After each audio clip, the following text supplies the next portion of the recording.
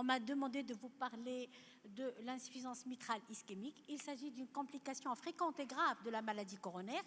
La forme la plus fréquente de l'insuffisance mitrale ischémique, c'est l'insuffisance mitrale ischémique chronique, qui est une insuffisance mitrale secondaire au remodelage ventriculaire. Elle complique 20% des cardiopathies ischémiques et constitue un marqueur de mauvais pronostic. Sa prise en charge reste de nos jours encore controversée. Pourquoi ça ne marche pas?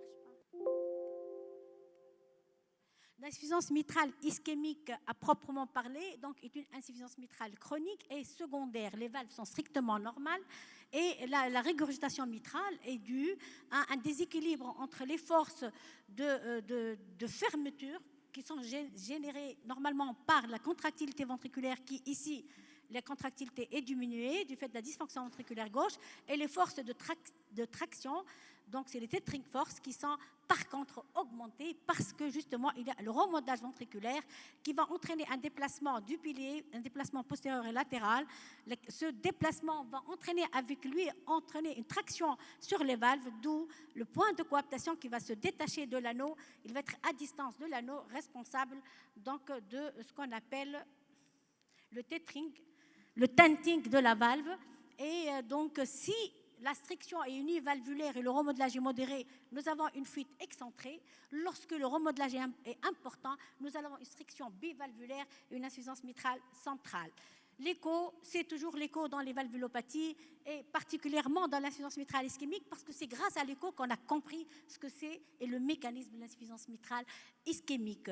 Donc, faites attention quand le malade est décompensé, l'évaluation doit être entreprise dans des conditions cliniques stables et interprétée en fonction, en prudence chez les patients décompensés. Le mécanisme, comme vous voyez de belles images de apicalisation de la pointe du point de coaptation, on peut calculer la surface sous la tente, on peut calculer la hauteur de coaptation. Tous ces éléments sont des éléments prédictifs du degré de sévérité de l'insuffisance mitrale et de la réparabilité.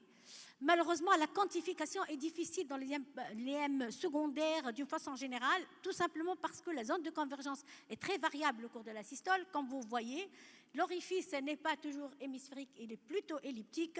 Et nous savons, donc tous ces éléments font que la PISA sous-estime. Donc, c'est pour ça qu'on a souvent recours dans l'ETO secondaire d'une façon générale et ischémique en particulier à l'ETO, l'ETO 3D, à l'IRM. L'écho d'effort a une place dans l'IM ischémique parce que l'IM ischémique est une situation dynamique par excellence. La gravité de l'IM dépend étroitement des conditions de charge. Elle a un intérêt pronostique, cet écho d'effort, puisque lorsque la surface de l'orifice régurgitant dépasse donc les 13 mm², c'est un très mauvais pronostic. Qu'allons-nous proposer à cette ventriculopathie, les valves étant strictement normales chez ces patients? Il est clair que le traitement médical doit être la base du traitement, selon les guidelines, associé à une resynchronisation. Si le malade y a une indication, c'est une prise en charge multidisciplinaire. Et par la suite, nous avons deux stratégies, la chirurgie, le traitement percutané, et ceci aussi bien pour la valve mitrale elle-même que pour les coronaires. L'insuffisance mitrale, quand elle survient dans l'évolution d'une cardiomyopathie dilatée ischémique, marque un tournant dans son évolution et en doublant la mortalité. Et le cutoff qui expose à cette hypermortalité était un cutoff de 20 mm² qui a été retenu par les sociétés savantes jusqu'à 2020 comme critère pour dire qu'une insuffisance mitrale ischémique secondaire est une IM sévère. Et à la base de ces données-là, il y a eu beaucoup de chirurgiens qui sont mis à intervenir sur l'IM grade 2. Mais la question qui se pose, est-ce qu'il y a un bénéfice à aller intervenir sur une insuffisance mitrale ischémique qui est grade 2?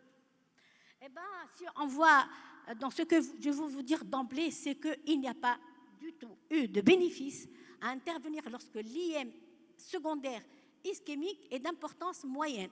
Quand il s'agit d'une intervention chirurgicale, il ne faut pas confier le malade. Par contre, la question reste toujours posée. Est-ce que la chirurgie mitrale doit être systématiquement associée au pontage? Je parle de l'insuffisance mitrale avec le cutoff de 20 mm². Eh bien, si vous voyez la littérature, ça reste un grand point d'interrogation jusqu'à 2023.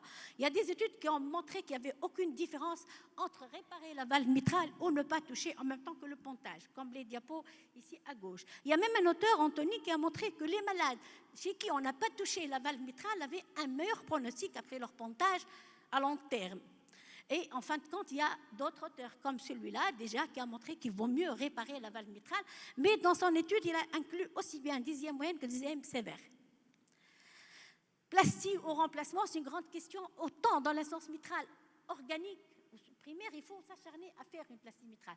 Là, dans l'IM secondaire, il ne faut pas, je parle au chirurgien, il ne faut pas s'acharner à conserver plus absolument la valve mitrale, étant donné que c'est une ventriculopathie, ce n'est pas une valvulopathie, d'autant plus qu'il n'a pas été démontré dans les études de supériorité en matière de complications ou de survie à long terme entre prothèses et plastie mitrale. L'essentiel, c'est de ne pas confier pour une plastie mitrale les gens qui ont des déformations géométriques importantes de la valve mitrale, à savoir une hauteur de coaptation qui dépasse les 1 cm et surtout une surface sous la tente qui dépasse les 2,5 cm². Et cet angle qui est entre la valve postérieure et l'anneau, quand il dépasse les 45, c'est le risque d'échec qui est presque sûr. Le traitement percutané, par contre, a révolutionné, on peut dire maintenant, la prise en charge de l'insuffisance mitrale secondaire quand elle est isolée. Quand elle est isolée, on a dit la chirurgie ne peut pas être conçue, c'est trop risqué. Le mitral crib, grâce aux deux grandes études que vous connaissez, randomisées, le mitral affaire, vous connaissez le mitral affaire, c'est une étude française, et l'étude randomisée COAPT, les deux se sont intéressés et ont inclus des IM secondaires ischémiques et non ischémiques. Les deux ont montré que c'est une technique faisable. Les deux études ont montré qu'il n'y avait pas d'IM résiduel. Les deux ont montré qu'il n'y avait pas ils ont amélioré la survie et la signe fonctionnelle et le confort. Mais uniquement, c'est l'étude COAPT qui a montré qu'on a un réel bénéfice en termes de survie, moins de mortalité, meilleure donc survie, moins de réhospitalisation. L'étude, ils étaient partis pour suivre les malades au bout d'une année ou 2 ans. Et maintenant, sur un dernier papier publié dans le JAC en 2021, les bons résultats, ils ont amélioré la survie de ces patients, c'est poursuivi donc jusqu'à 2021. Pourquoi cette différence dans les résultats? Eh bien, tout simplement, et pour résumer, c'est tout simplement parce que dans COAPT, on a inclus des malades qui avaient un meilleur VG. Ceux qui avaient un DTD supérieur à 70 mm ont été exclus. Et deuxièmement, parce qu'ils ont inclus des insuffisances mitrales beaucoup plus sévères. Alors que dans mitral d'affaires, 20 mm², le fameux 20 mm², le cutoff, eh bien, ces malades avaient subi et il n'y a pas eu de bénéfice.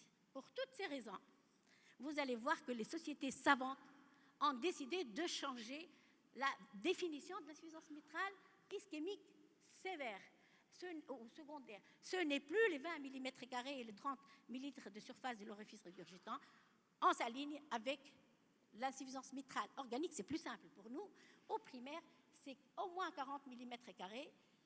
Et pour la surface de l'orifice régurgitant, 60 mm, c'est trop risqué que d'opérer des malades pour une insuffisance mitrale qui n'est pas sévère. Regardez, les cutoffs, il peut même baisser à 30, c'est vrai, on peut tolérer une insuffisance mitrale moins sévère lorsqu'on est sûr qu'on a sous-estimé, parce que, par exemple, l'orifice était elliptique.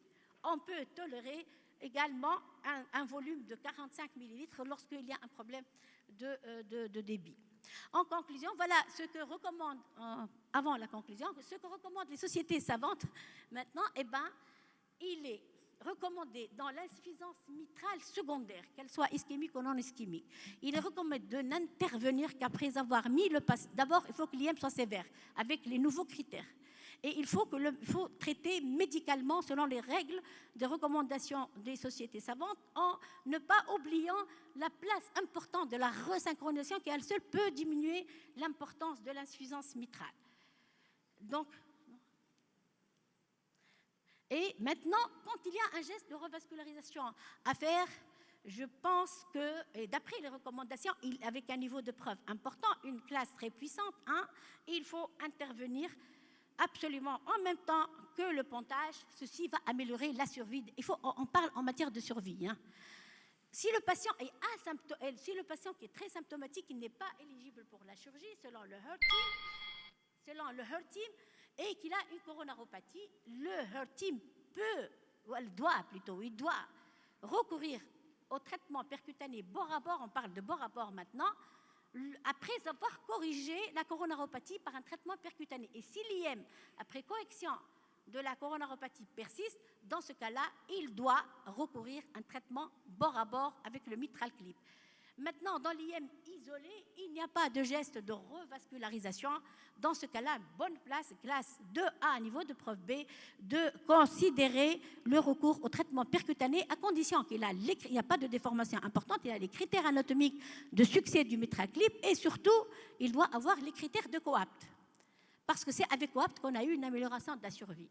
Si le malade n'est pas éligible pour, il est symptomatique, l'IM est sévère, il n'est pas éligible pour la chirurgie, il n'a pas les critères de COAPT et il reste très symptomatique, le HER team a le droit. Il peut considérer quand même de faire malgré tout le traitement percutané, ce n'est pas pour améliorer la survie, mais améliorer la qualité de vie.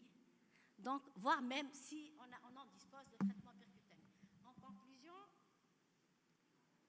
donc, quand vous voyez, la prise en charge de l'insuffisance mitrale ischémique chronique secondaire a tout le temps été controversée, mais quand même, elle commence à s'éclaircir un tout petit peu, à se préciser. Ce qui est certain, c'est que la plupart des études n'ont pas montré de bénéfice à intervenir lorsque l'IM est grade 2 à cause de risques que peut courir le malade. Le seuil a été modifié, comme je vous les avais dit. Les indications de la chirurgie uniquement quand il y a un geste de revascularisation coronaire à proposer, et d'où l'essor du traitement percutané, qui va avoir une place très importante dans la prise en charge de ces insuffisances mitrales ischémiques sévères et isolées. On attend de nouveaux dispositifs de percutané, de réparation, comme le mitral clip, et le remplacement de percutané de la valve mitrale pour ces patients qui ne peuvent pas être opérés, sont à très haut risque, et pour les patients qui n'ont pas les critères ni de COAPT, ni les critères d'éligibilité anatomique pour le mitral clip. Je vous remercie.